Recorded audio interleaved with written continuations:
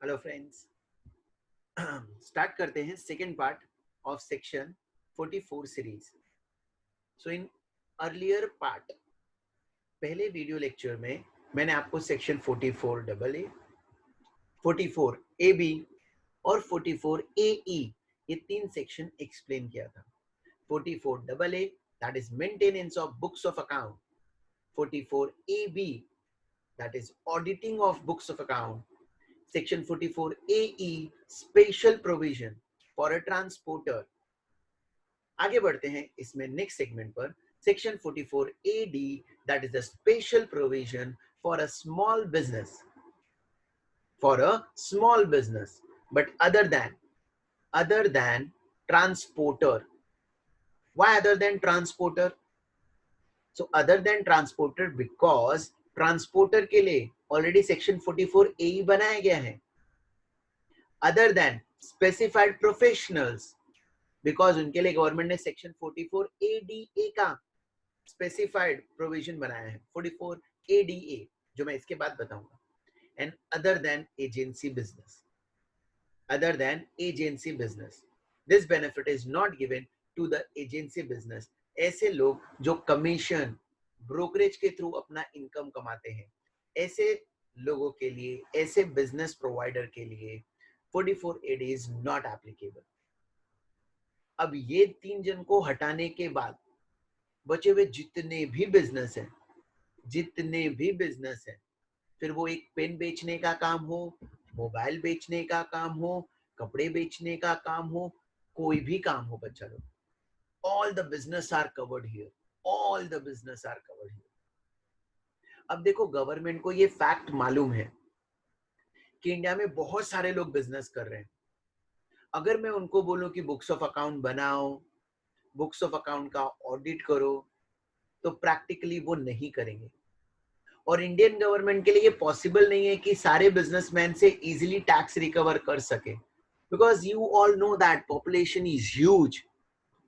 India में population बहुत ज्यादा है और इनकम टैक्स ऑफिसर्स बहुत लिमिटेड है। तो ऐसे इनकम टैक्स ऑफिसर का फोकस जनरली बड़े बड़े लोगों पर होता है। मतलब जिनका टर्नओवर काफी करोड़ों में होता है। ऐसे बिजनेसमैन को पकड़ा तो गवर्नमेंट को लाखों का टैक्स रेवेन्यू कलेक्ट हो जाता है। लेकिन ऐसे छोटे छोटे बिजनेसमैन को पकड़ा तो ज्यादा कुछ टैक्स रिकवरी होता नहीं है। हो भी सकता है, नहीं भी हो सकता है। यस और नो? तो ऐसे छोटे छोटे बिजनेसमैन को छोड़ भी तो नहीं सकते। तो गवर्नमेंट ने ना इनके लिए शॉर्टकट मेथड निकाला। गवर्नमेंट कह रही कि अगर आपके बिजनेस का टर्नओवर सिर्फ 2 करोड़ तक है, आपके बिजनेस का टर्नओवर या ग्रॉस रिसीट सिर्फ 2 करोड़ तक का है, तो आपको बुक्स ऑफ अकाउंट बनाने की जरूरत नहीं है। आप अपना इनकम प्रिजम्पटिव बेसिस पर कैलकुलेट कर सकते हो। लेकिन अगर आपका टर्नओवर 2 करोड़ से ज्यादा है, the turnover is more than 2 crore, gross receipt of your business is more than 2 crore, then in that case government कहती है एक्चुअल बेसिस पर आपको आपका प्रॉफिट कैलकुलेट करना पड़ेगा। एक्चुअल बेसिस मतलब नेट प्रॉफिट आपने जो भी एज पर पीएनएल मिला वो लिखो, उसमें add disallowed expense, less non business income, less unrecorded business expenses, add unrecorded business income. ये ऐड लेस करके finally taxable income from business आ जाएगा। मतलब उनका एक्चुअल बेसिस पर कंप्यूटेशन किया जाएगा। लेकिन अगर आपका टर्नओवर सिर्फ 2 करोड़ तक का है तो छोड़ो ना यार, क्या बुक्स बनाओगे, क्या ऑडिट करोगे? मैं जितना बोलता हूं उतना अपनी इनकम मान लो। तो कितना मान लो? तो गवर्नमेंट के लिए आपका जितना भी टर्नओवर हुआ है या जितना भी ग्रॉस रिसीट है, उसका कम से कम 8% तो आपका प्रॉफिट होगा। मतलब अगर आपने 1 लाख का गुड्स बेचा है ना, तो उसका 8%, 8,000 तो आपका ये नेट प्रॉफिट होगा, सारे खर्चे वर्चे माइनस करने के बाद। This is your final net profit. ये इनकम अपनी मान लो, अगर तुमने तुम्हारी इनकम 8% मान लिया, अगर तुमने तुम्हारा इनकम 8% मान लिया, if accepted, then no books, no audit. No books, no audit. अगर आपको याद हो ना बच्चा लोग, सेक्शन 44A-B का प्रोविजन, तो वहां पर मैंने आपको बताया था अगर टर्नओवर 1 करोड़ से ज्यादा होता है तो बुक्स ऑफ अकाउंट का ऑडिट करना पड़ता है, यस और नो। लेकिन अगर आपने सेक्शन 44AD के हिसाब से अपना इनकम प्रिजम्पटिव बेसिस पर काउंट कर लिया, तो गवर्नमेंट कहती है बुक्स भी मत बनाओ, ऑडिट भी मत करो। तो समझो किसी एसएससी का टर्नओवर है 1,50,00,000, 1,50,00,000, तो गवर्नमेंट कह रही है आप ऑडिट मत कराओ, बुक्स ऑफ अकाउंट मत बनाओ, इसका 8%, इसका 8% अपना इनकम मान लो, तो इसका 8% कम्स टू 12 लाख। अगर तुमने मान लिया कि तुम इतना कमा रहे हो एंड बेस्ड ऑन दैट इस पर्टिकुलर इनकम पर टैक्स भर रहे हो, so no books, no audit, no books, no audit.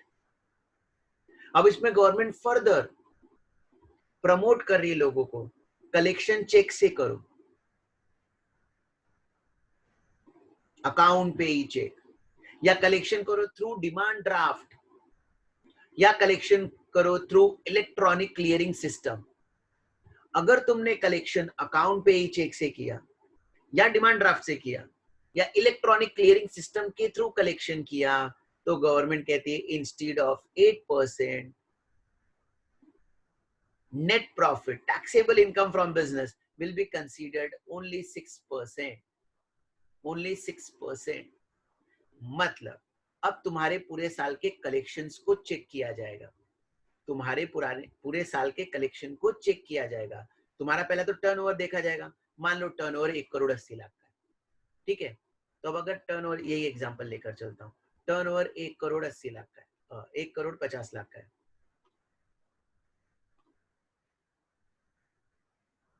अब इस 1,50,00,000 में से ड्यूरिंग द ईयर 1 करोड़ का कलेक्शन अकाउंट पे चेक, डिमांड ड्राफ्ट, ईसीएस के थ्रू है, उसे अलग कर दो। Balance 50 lakh collection in cash हुआ है, या अदर देन अकाउंट पे चेक, डिमांड ड्राफ्ट और ईसीएस, उन तीनों के अलावा किसी और मोड से हुआ। तो गवर्नमेंट क्या कहती है, इस 1 करोड़ में सिंस कलेक्शन अकाउंट पे चेक्स वगैरह से हुआ है, तो गवर्नमेंट कहती है वेरी गुड, चलो जाओ, 1 करोड़ का सिर्फ 6%, 6 lakh will be treated as income from business, और ये 80 लाख का 8%, 4 lakh. So now your taxable income will be only 10 lakh.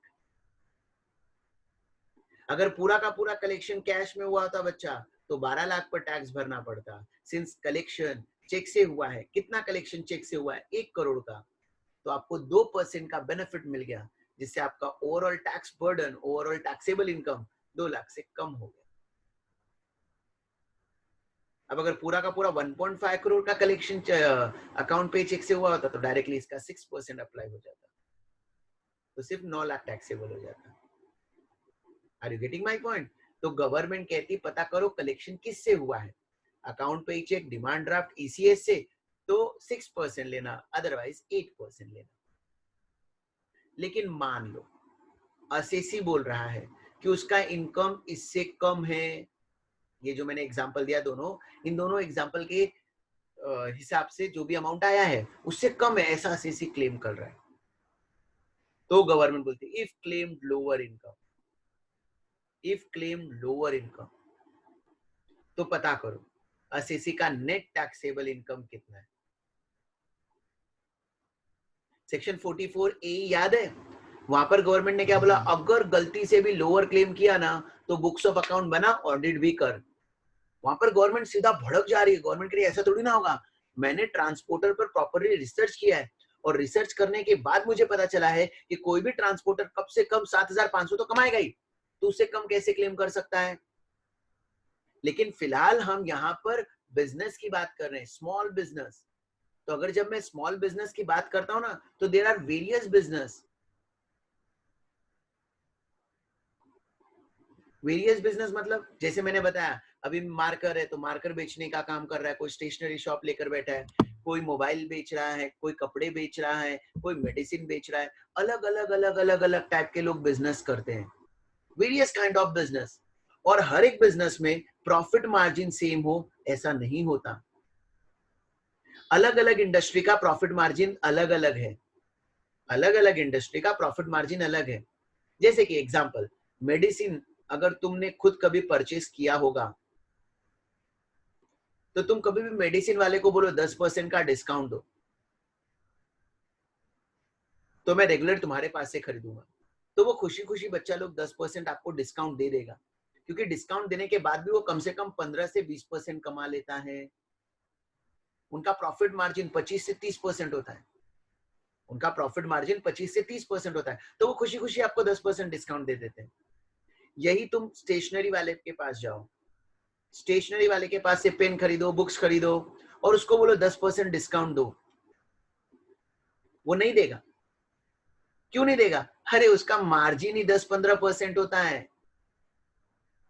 अब अगर वो 10% की मार्जिन में इनका बिजनेस कर रहा है, 10-15% के मार्जिन पर बिजनेस कर रहा है, उसमें अगर तुमको डिस्काउंट ही 10% दे देगा, तो वो कमाएगा क्या? तो जनरली आप स्टेशनरी वाले के पास से देखोगे ना, आपको ये डिस्काउंट नहीं मिलेगा। सिमिलर टू दैट, कपड़े के शॉप में चले जाओ, कपड़े खरीदने चले जाओ, वहां पर 100 रुपए का, सॉरी 1000 रुपए का शर्ट, 500 रुपए का शर्ट, बार्गेन करोगे तो 300, 400, 250 में भी मिल जाएगा। उनका प्रॉफिट मार्जिन और ज्यादा होता है। तो देखो, हर एक इंडस्ट्री का मार्जिन अलग अलग होता है, हर एक इंडस्ट्री का मार्जिन अलग अलग होता है। तो इतने सारे बिजनेस कर रहे हैं, तो तुम कैसे बोल सकते हो कि कंपलसरी प्रॉफिट 8% होना ही चाहिए? स्टेशनरी वालों का सोचो, उनका तो गुड्स बेचकर 10% का मार्जिन है, प्लस अपने शॉप का रेंट पे करेंगे, इलेक्ट्रिसिटी एक्सपेंस, प्लस जो लोग एम्प्लॉयड हैं उनके अंडर उनको सैलरी पे करेंगे, वो सब माइनस करते करते शायद उनका मार्जिन 8% से भी कम हो जाए। तो तुम ऐसे कैसे बोल सकते हो कि मैं 8% कमाऊंगा ही? तो सिंस यहाँ पर बहुत सारे बिजनेस को कवर किया है ना, तो गवर्नमेंट के लिए चल ठीक है, अगर तूने बोला कि तेरा इनकम कम है, 8% से कम है, तो हम तेरा एनटीआई देखेंगे। एनटीआई, अगर तेरा एनटीआई भी बेसिक एग्जेम्पशन से कम है, your NTI is less than basic exemption. Less than basic exemption मतलब समझते हो, 2.5 लाख से कम है, ऐसे लोगों को पकड़कर क्या मतलब? गवर्नमेंट कहती जा रे बाबा जा, no books no audit, no books no audit, no books no audit. लेकिन अगर तू इनकम क्लेम कर रहा है लोअर, लोअर क्लेम कर रहा है मतलब लेस देन 8%, लेस देन 6%, और तेरा income NTI more than basic exemption, तेरा income from business is more than basic exemption, 2,50,000 से net taxable income तेरा ज्यादा है, तो गवर्नमेंट कहते हैं in that case yes books, yes audit, yes book, yes audit। यहां पर ऐसा क्यों रख दिया? देखो, गवर्नमेंट को मालूम है यार, यहाँ पर बहुत सारे बिजनेसमैन है, सबको बोलू बुक्स बनाओ, ऑडिट कराओ, अननेसेसरी क्यों उन पर बर्डन करना? ट्रांसपोर्टर का एक अलग केस था, वहां पर स्पेसिफिकली स्पेसिफिकली प्रोविजन किस पर बनाया गया था? ट्रांसपोर्टर पर। सेक्शन 44 एई में गवर्नमेंट ने सिर्फ ट्रांसपोर्टर, ट्रक वालों को पकड़ा है जो हायरिंग और फ्लाइंग ऑफ गुड्स में इन्वॉल्व है। ऐसे लोग का इनकम 7,500 होता ही है। गवर्नमेंट को मालूम है उतना तो होता ही है, कंपलसरी होता है। तो गवर्नमेंट वहां पर रिजिड है, नहीं तेरे को बुक्स बनाना पड़ेगा, ऑडिट करना पड़ेगा, अगर तूने उससे कम इनकम डिस्क्लोज किया तो।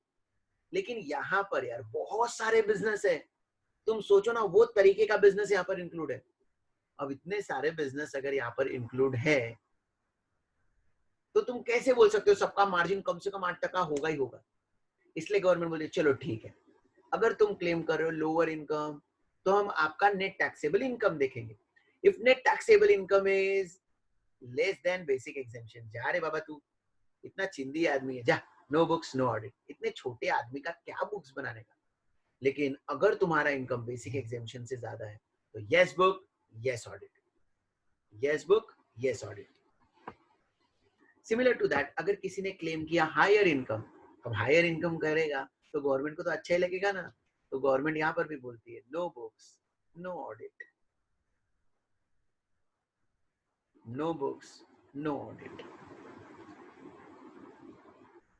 So simple provision है section 44 AD. Other than transporter, other than specified professional, they are male fit company जो हमने last time पढ़ा था, and other than agency business who are engaged in income through brokerage commission. इनको हटाकर बाकी सारे businessman का टर्नओवर पता करो. अगर ग्रॉस रिसीट 2 करोड़ से ज्यादा है तो एक्चुअल बेसिस पर करो, लेकिन ग्रॉस रिसीट टर्नओवर 2 करोड़ से कम है तो प्रिजम्पटिव स्कीम अप्लाई होगा. For them, taxable income from business will be 8% or 6% of turnover or gross receipt. If accepted, no books, no audit. Claimed higher income, no books, no audit. Claimed lower income, तो पता करो उनका NTI कितना है. If NTI is less than basic exemption, if NTI is less than basic exemption, no books, no audit. Otherwise, yes book, yes audit. Yes book, yes audit. अब इसमें आपको कुछ और भी पॉइंट याद रखने हैं. जैसा मैंने लास्ट लेक्चर में बताया था कि अगर आपने प्रिजम्पटिव स्कीम ऑप्ट कर लिया तो आपको deduction between section 30 to 37A नहीं मिलेगा.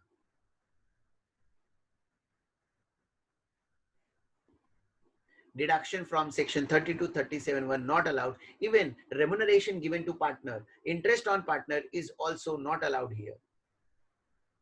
Interest on partner's capital and remuneration to partner is also not allowed because that will be considered as your final income. 8%, 6% is your final income after deducting all the expenses, including partner's remuneration, including interest on partner's capital. So no further deduction will be given for salary to partner and interest on partner's capital. Similar to that, deduction for depreciation is not allowed. Not allowed, but maintain fixed assets as per WDV method. So that future में जब आपका gross receipt turnover 2 crore से ज्यादा है, जब आपको actual basis पर depreciation calculate करना हो, तब आप इस पोजीशन में हो कि आप डेप्रिसिएशन कैलकुलेट कर सके. हेंस डिप्रिसिएशन का डिडक्शन तो नहीं मिलेगा, बट आप फिक्स्ड एसेट्स को मेंटेन करो WDV मेथड पर. Next, all the deduction from section 80 IA to 80 RRB and deduction under section 10 AA not allowed. Deduction from 80 IA to RRB. देखो बच्चा लोग 80 IA series, 80 IA, IB, IC, IDI, यहाँ पर हम बहुत सारे सेक्शंस पढ़ेंगे टिल 80 RRB. ये कुछ ऐसे बिजनेस है जिसको गवर्नमेंट प्रमोट कर रही है. गवर्नमेंट चाहती कि तुम ऐसा बिजनेस करो. देखेंगे हम 80I सीरीज बाद में पढ़ेंगे तो तुमको पता चलेगा. इन 80I सीरीज वाले बिजनेस में गवर्नमेंट कहती है कि अगर आप ऐसा बिजनेस करोगे तो आप इस बिजनेस से जितना प्रॉफिट कमाओगे उसका 100% डिडक्शन मिल जाएगा. और सिंस 80IA में 100% डिडक्शन मिल जाता है तो गवर्नमेंट कहती है in that case you can't opt for presumptive scheme. लेकिन अगर तुमने प्रिजम्पटिव ऑप्ट कर लिया, अगर तुमने ऐसे बिजनेस में प्रिजम्पटिव ऑप्ट कर लिया तो तुम ये डिडक्शंस क्लेम नहीं कर सकते. 80IA सीरीज में जो डिडक्शन हम पढ़ेंगे आगे, वो डिडक्शन प्रिजम्पटिव स्कीम वालों को नहीं मिलेगा. सिंपल. सिमिलर टू दैट, कुछ बिजनेस ऐसे होते हैं जिसको 10AA का बेनिफिट मिलता है. डिडक्शन मिलता है अंडर सेक्शन 10AA, डिडक्शन मिलता है अंडर सेक्शन 10AA. अब अगर ऐसे बिजनेसमैन जो एलिजिबल होते हैं फॉर 10AA, बट अगर उन्होंने ऑप्ट कर दिया प्रिजम्पटिव स्कीम, अगर उन्होंने ऑप्ट कर लिया प्रिजम्पटिव स्कीम, तो उनको 10AA का डिडक्शन नहीं मिलेगा. इन शॉर्ट, जो भी प्रिजम्पटिव स्कीम बिजनेसमैन ऑप्ट करेंगे उनको 10AA, 80I series to RRB तक का डिडक्शन नहीं मिलेगा. क्वेश्चन राइज, एलिजिबल असेसी कौन है? तो गवर्नमेंट यहां पर कहती है eligible assessees are resident individual,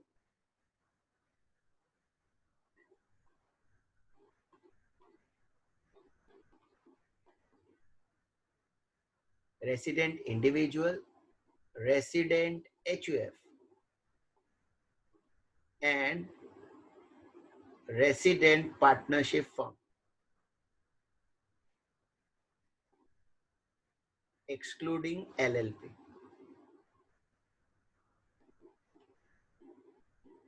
Resident individual, resident HUF and resident partnership firm.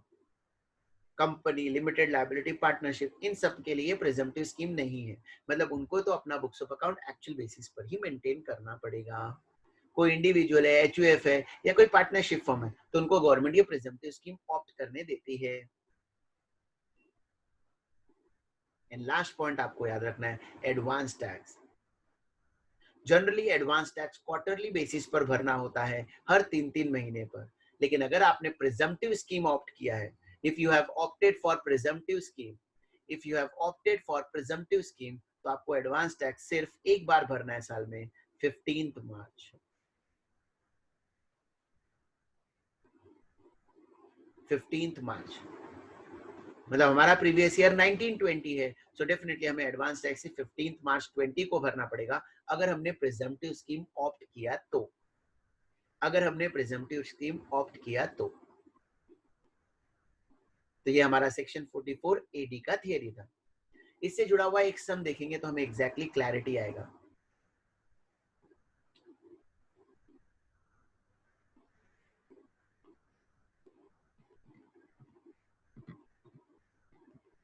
Question देखते हैं.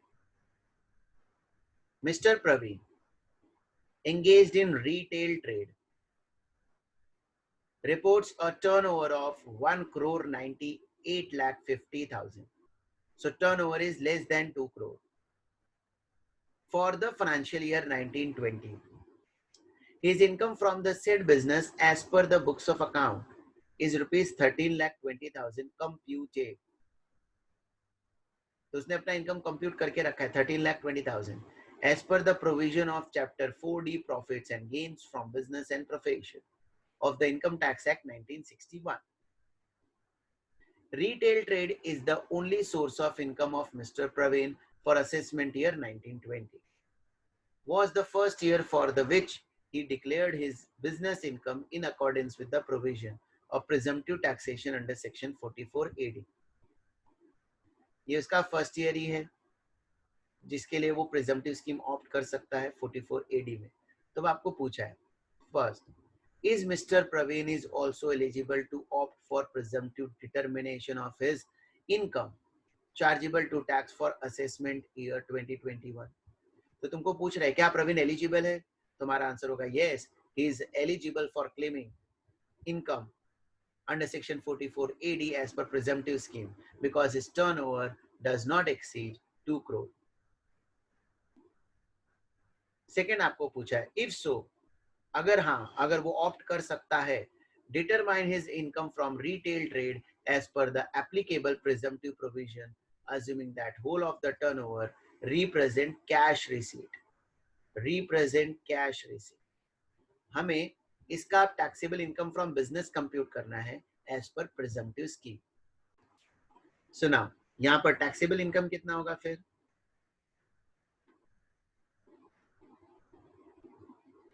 1,98,50,000 का 8% बिकॉज पूरा कलेक्शन कैश में हुआ है. 1,98,50,000 का 8% comes to 15,88,000. 15,88,000. Next, in case Mr. Praveen does not opt for presumptive taxation of income from retail trade, what are his obligation under Income Tax Act 1961? समझो ये प्रिजम्पटिव स्कीम ऑप्ट नहीं कर रहा है तो आपको पूछ रहा है क्या ऑब्लिगेशन आएगा इसके ऊपर as per income tax act. तो देखो हमने अभी जस्ट थियरी पढ़ा था, वो कितना इनकम क्लेम कर रहा है, तो वो क्लेम कर रहा है लोअर इनकम. देखो 13,20,000 इज लेस देन 15,88,000 और ये 13,20,000 लोअर इनकम है but it is more then NTI, it is more then net taxable income. तो गवर्नमेंट कहते हैं in this case yes books, yes audit, yes book, yes audit. मतलब हम यहाँ पर ऐसा लिखेंगे since he had claimed lower income and his income is more than net his income is more than basic exemption. Hence, he has to maintain books of account as per section 44 AA and get it audited as per section 44 AB. ये उसका obligation है, ठीक है। अब last में आपको क्या पूछा है, what is the due date for filing his return of income under both the option. Under both the option पूछा है, तो बोथ द ऑप्शन में अगर मैं बात करूं, अगर उसने प्रिजम्पटिव ऑप्ट किया है, अगर उसने प्रिजम्पटिव स्कीम ऑप्ट किया है, तो हम क्या बोलते हैं, नो बुक्स नो ऑडिट। और when I say no book no audit, तो नो ऑडिट मतलब due date will be 31st July of assessment year, yes और नो। लेकिन अगर not opted for presumptive, not opted for presumptive, so when not opted for presumptive, तो हम क्या कहते हैं, yes books, yes audit। और अगर ऑडिट होगा तो उसका due date 30th September of assessment year हो जाएगा। ये नॉर्मल केसेस में, बिफोर दिस ईयर सिंस कोविड-19 का ये जो प्रॉब्लम हुआ है, हमारा ड्यू डेट चला गया है 30th नवंबर तक। बट नॉर्मल केसेस में हर साल 30th नवंबर नहीं होता ना, इस साल के लिए स्पेशल केस के लिए वो 30th नवंबर चला गया। Otherwise due date is 31st July in normal cases, audit एसएसी होगा तो 30th September. Is it clear? तो यहाँ पर हमारा ये सेक्शन 44 एडी कंप्लीट हो गया। गोइंग अहेड,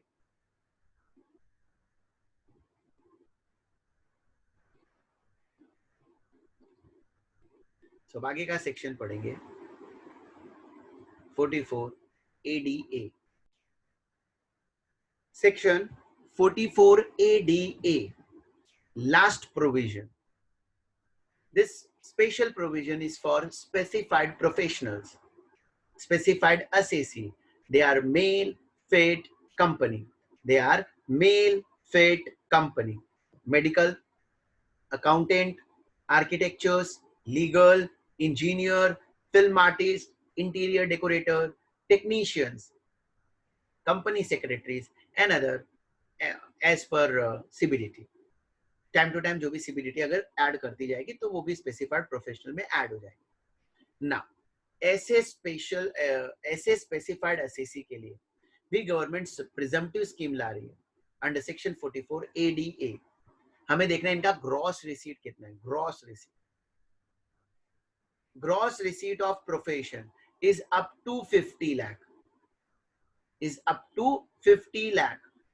तो ये प्रिजम्पटिव बेसिस पर अपना इनकम कंप्यूट कर सकते हैं। लेकिन अगर इनका gross receipt more than 50 lakh है, gross receipt from their profession is more than 50 lakh, then actual basis. Actual basis मतलब एक्चुअली में हमें नेट प्रॉफिट कैलकुलेट करना पड़ेगा। तो नेट प्रॉफिट एज पर जो भी इनकम एंड एक्सपेंडिचर उनका आया होगा उसमें add disallowed expenses less non-professional income less unrecorded professional expenses add unrecorded professional income, add less करके जो फाइनल आएगा that will be taxable। लेकिन अगर उनका टर्नओवर, उनका ग्रॉस रिसीट सिर्फ 50 लाख तक है तो गवर्नमेंट कहती है हम आपका इनकम प्रिजम्पटिव बेसिस पर कैलकुलेट करेंगे। तो गवर्नमेंट कहती है आप मान लो कि आपने कम से कम 50% इनकम कमाया है, 50% of gross receipt,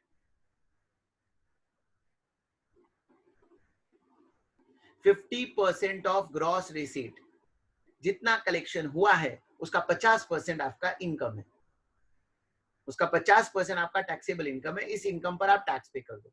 अगर आपने ये इनकम एक्सेप्ट कर लिया, if accepted, no books no audit. claimed higher income, no books, no audit। लेकिन अगर तुमने लोअर इनकम क्लेम किया तो हमें वापस देखना पड़ेगा क्या उसका इनकम एनटीआई बेसिक एग्जेम्पशन से कम है या ज्यादा है। अगर बेसिक एग्जेम्पशन से कम है तो गवर्नमेंट कहती जाने दे यार, तू क्या बुक बनाएगा, नो बुक्स नो ऑडिट।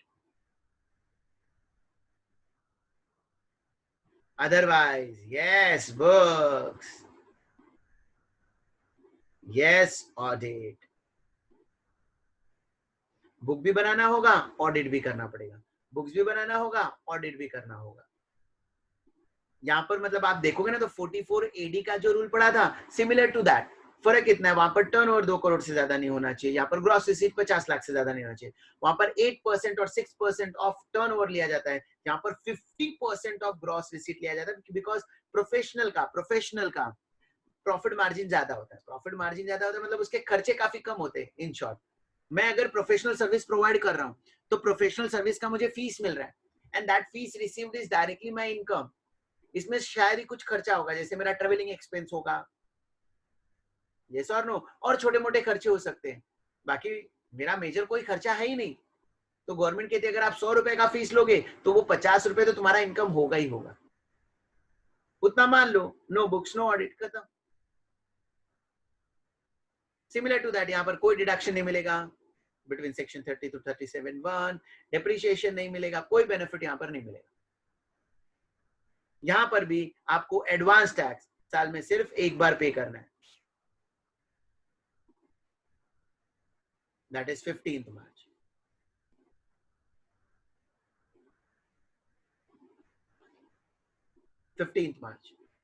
आपके प्रीवियस ईयर के 15 मार्च 20 को 2021 अगर फ्यूचर में करेगा तो 15 मार्च 21 साल में एक बार एडवांस टैक्स भरना है। And this benefit is given to all the resident professionals, all the resident professionals.